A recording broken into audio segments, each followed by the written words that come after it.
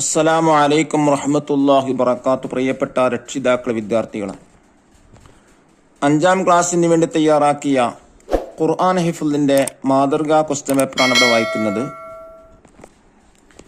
കഴിഞ്ഞ വർഷം ചോദിച്ചിട്ടുള്ള ഒരു ക്വസ്റ്റ്യൻ പേപ്പറാണ്. നമുക്ക് നോക്കാം. താഴെ കാണിച്ച ഭാഗങ്ങൾ ഓരോ കുട്ടിയെ കൊണ്ട് മുസ്ഹഫിൽ നോക്കി ഓദിക്കുക. ഈ സൂറത്തിലെ 6 മുതൽ 11 ആയത്തുകളാണ് ഇവിടെ ഓതാൻ തന്നിട്ടുള്ളത്. ذَلِكَ بِأَنَّ اللَّهَ هُوَ الْحَقُّ തുടങ്ങി ذَلِكَ هُوَ الْخُسْرَانُ الْمُبِينُ എന്നീ ആയത്തുകൾ വളരെ ശ്രദ്ധയോടെ തജ്വീദ് നിയമങ്ങളൊക്കെ പാലിച്ച് പാരായണം ചെയ്യാം. ഏതെല്ലാം നിയമങ്ങളാണ് പാലിക്കേണ്ടത് എന്നുള്ള താഴെ പറയുന്നു. നോക്കൂ.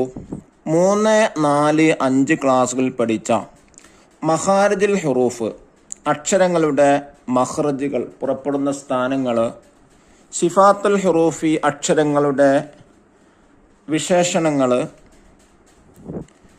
തഫ്ഖീമ്, തർഖീഖ്, കനപ്പിച്ചുച്ചരിക്കുക, നേർപ്പിച്ചുച്ചരിക്കുക, അഹ്കാമു നൂനി സാക്കിനത്തി വ തൻവീനി, സാക്കിനായി നൂനിൻ്റെയും തൻവീൻ്റെ വിധികൾ 5 എണ്ണാണ്.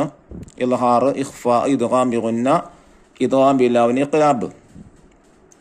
അഹ്കാമുൽ മീമി സാക്കിന, അതുപോലെ തന്നെ സാക്കിന മീമിൻ്റെ വിധികൾ, ഇൽഹാർ, ഇഖ്ഫാ, ഇദ്ഗാം, നമ്മൾ നേരത്തെ പഠിച്ചതാണ്.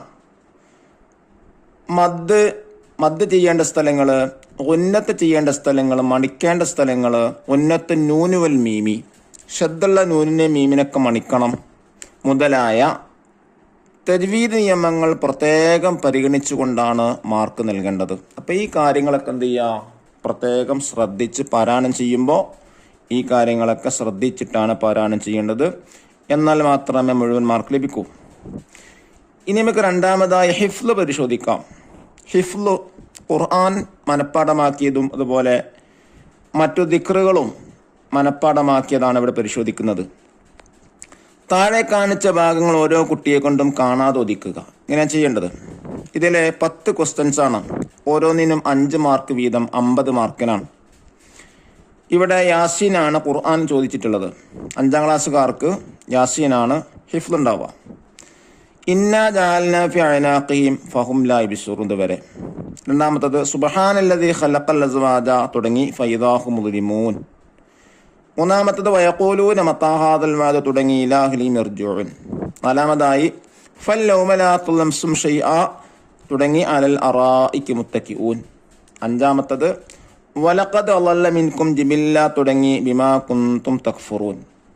ആറാമത്തത് ലിയുൻദിറ മൻ കാന ഹയ്യൻ തുടങ്ങി വമിൻഹാ യഅകുലൂൻ. ഏഴാമത്തത് ഖുൽ യുഹീഹല്ലദീ അൻശാഹാ തുടങ്ങി ഫഇദാ അൻതും മിൻഹു തൂഖിദൂൻ. എട്ടാമത്തത് വഅബ്ദിൽഹു ദാറൻ ഖൈറൻ തുടങ്ങി വമിൻ അദാബിന്നാർ. അപ്പോൾ 7 വരെയുള്ളതാണ് യാസീൻ ചോദിച്ചിട്ടുള്ളത്. എട്ടാമത് ചോദിച്ചിട്ടുള്ളത് മയ്യത്തിന് വേണ്ടിയുള്ള പ്രാർത്ഥനയിൽ നിന്നാണ്. വഅബ്ദിൽഹു ദാറൻ ഖൈറൻ മിൻ ദാരിഹി തുടങ്ങി വമിൻ അദാബിന്നാർ.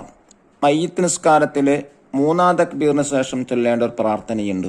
ആ പ്രാർത്ഥന നിർബന്ധമായിട്ട് പഠിക്കേണ്ടതാണ്. 9ാമത്തത് യാ ഖവിയ്യു യാ മത്തീൻ തുടങ്ങി ഷർറൽ മുഅ്ദീൻ എന്നുള്ള ഹദ്ദാദ് റാത്തീബിലെ ദിക്റുകളാണ്. 10 യാ ഫാരിദുൽ ഹമ്മി തുടങ്ങി മിനൽ ഖത്തായ വരെയുള്ള ഭാഗങ്ങൾ. ഇതും ഹദ്ദാദിൽ നിന്നാണ് ചോദിച്ചിട്ടുള്ളത്. 7 എണ്ണം യാസീനിൽ നിന്നും, 8ാമത്തത് മയ്യിത്ത് നിസ്കാരത്തിലെ ദുആയിൽ നിന്നും, 9ഉം 10ഉം ഹദ്ദാദ് റാത്തീബിൽ നിന്നുമാണ് ചോദിച്ചിട്ടുള്ളത്. അതുപോലെ നിസ്കാരത്തിൻ്റെ ശേഷമുള്ള ദുആ, നിസ്കാരത്തിൻ്റെ ശേഷമുള്ള ദിക്റുകൾ തുടങ്ങി ഫിഖ്ഹിൽ പഠിക്കേണ്ട, കാണാതെ പഠിക്കേണ്ട ഭാഗങ്ങളും ചോദിക്കാവുന്നതാണ്. ഇതൊക്കെ നന്നായി പഠിക്കുക. പരീക്ഷയ്ക്ക് നന്നായി മാർക്ക് വാങ്ങുക. പരീക്ഷയ്ക്ക് മാർക്ക് വാങ്ങുന്നതിന് പുറമെ ഇതൊക്കെ നമ്മുടെ ജീവിതത്തിൽ പതിവായി പകർത്തേണ്ടതാണ്, പതിവായി പാരായണം ചെയ്യേണ്ടതാണെന്ന് മനസ്സിലാക്കി എല്ലാവരും നിർബന്ധമായി പഠിക്കുക, ജീവിതത്തിൽ പകർത്തുക. അല്ലാഹു തആല നമുക്കൊക്കെ തൗഫീഖ് നൽകാൻ അനുഗ്രഹിക്കട്ടെ. അസ്സലാമു അലൈക്കും വറഹ്മത്തുള്ളാഹി വബറകാതുഹു.